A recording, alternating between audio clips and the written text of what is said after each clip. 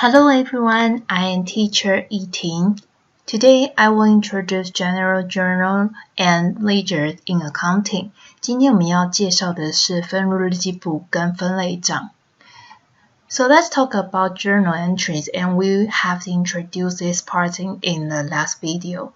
An accounting journal entry is a formal transaction recording in which debt and credit transactions, and we will use double entrance bookkeeping to record the transactions, and we will report it in the general ledger.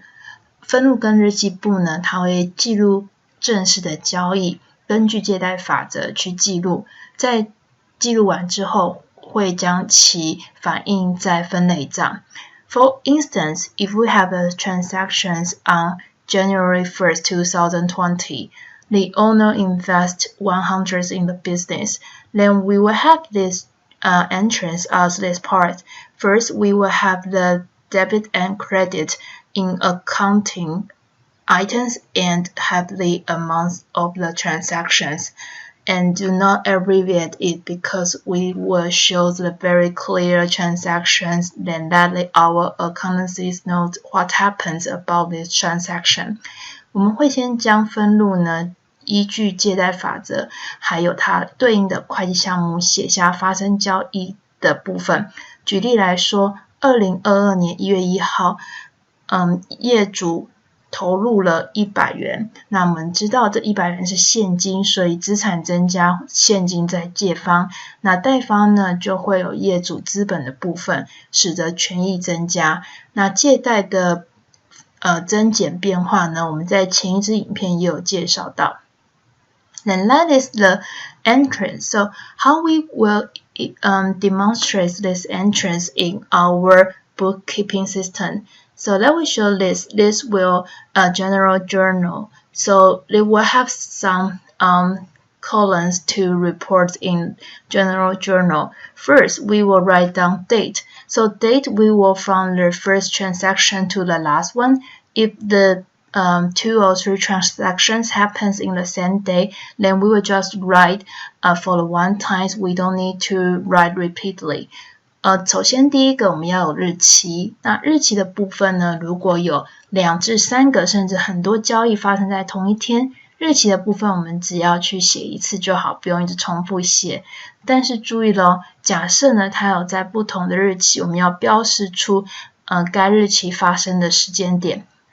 Then the second part is explanation. Explanation means that we will tell others how these transactions involved in account. And for instance, they will have accounts payables and purchase returns and allowance. So we will note the accounts in this explanation. 第二个部分呢是有关于会计项目，在每一个交易用到哪一些，像这里就是应付账款以及呢销货退出的部分。Then the third part is post-reference. Post-reference will link with the ledgers, which means that we will posting to the ledgers in the next step. 这边呢是有关于类页栏之后，我们会到了分类账的部分。那我们会去把过账的页数写在这个部分，让我们可以知道说这个会计项目它会过账到哪一个部分。Then the final parts, we will have debt and credits, just as they said before. We will write down the amounts of the transactions, and don't forget that the amount in the debt and credits will be the same, and it will be equal. That will be our accounting equations, and we will follow these rules. 在最后呢，就是借贷部分。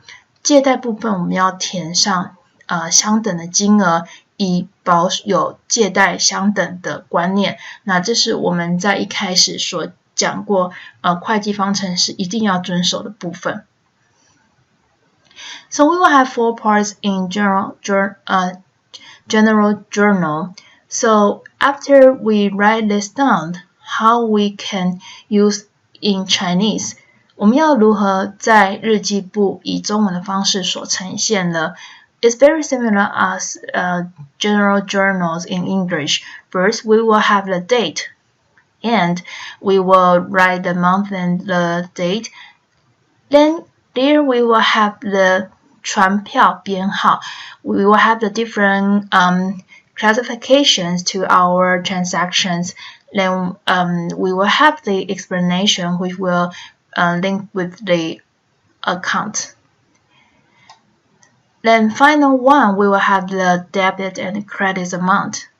And in the Chinese version, we will also have the post reference in this column.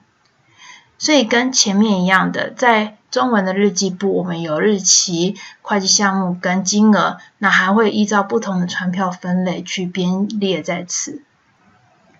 So how about ledger? Ledger is the step that we finish journal entries, and we will post the amounts in accounts to show more information about each account. So a ledger is a book containing accounts in which the classified and summarized information from the journals and is posted as debit and credit. So ledgers is used to know the key financial information and know how we have the amounts in each specific account. So from the posting to an accounting ledger is the bookkeeping process of recording credits and debit. 所以我们会从刚刚日记簿去将每一个账户过到它所隶属的会计项目。举例来说，现金就会把在每一笔交易发生的借方贷方放到分类账里，那我们就可以知道每一个账户它产生借方贷方的详细资讯。So, an accounting ledger just as a collection of the chart of accounts. So we will know each information about this part. So that is the examples of ledgers. Then you can see the which account will have the debit and the each amount. Then capital account will have the date, and we can know very clear that which date will happen the transactions. And from this one, you will see different specific accounts and when it happened and the amount of the transaction. Then it will be more clear that if formal ledgers will have 5 elements. The first one, it will have the reference, and the reference will link to the general journal. Then we will have the ledger name, which means that the account. Then, of course, we will have the date and the debit and credit. So it will use the conceptions of the T account. Why is T? Because the shapes of the ledgers, that is the T. The left is the debit and the right side is credits. From this one, we can know clearly about the date of transactions, and each transactions have the debits and credits amount. So finally, we will note that which part will have the most of the amount. Then we will know the rest of the amount from our transactions. 所以在分类账里面，我们可以知道一个 T 字的概念，左边是借，右边是贷。从这边的借贷概念可以知道日期，还有它所发生的交易以及金额，到最后我们还可以去算它借方贷方的余额是多少。以这个例子来说 ，debit is 100 and credit is 25, so the rest of the amount is the 75 on the debit side. 所以在这个例子来说呢，余额就是借方的75元。So if we write down in Chinese, just sees as the journal in this part, then we will write it down in some specific account. So we will involve in 2 accounts, which is the cash and the owner's capital. So the cash will involve in the debit part. So we will write down in the left. And the owner capital is involved in the right side, so it will have write down in the credit part. So from this part, we will know very clear that these transactions will increase the cash and the owner's capital at the same time. 所以呢，在中文一样的，我们会把隶属的会计项目呢写在它的梯字上。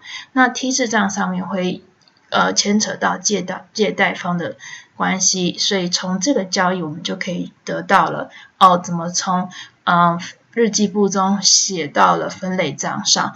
So ledgers will help us know very clear that the classifications of each account's items and the amounts when the transactions happened.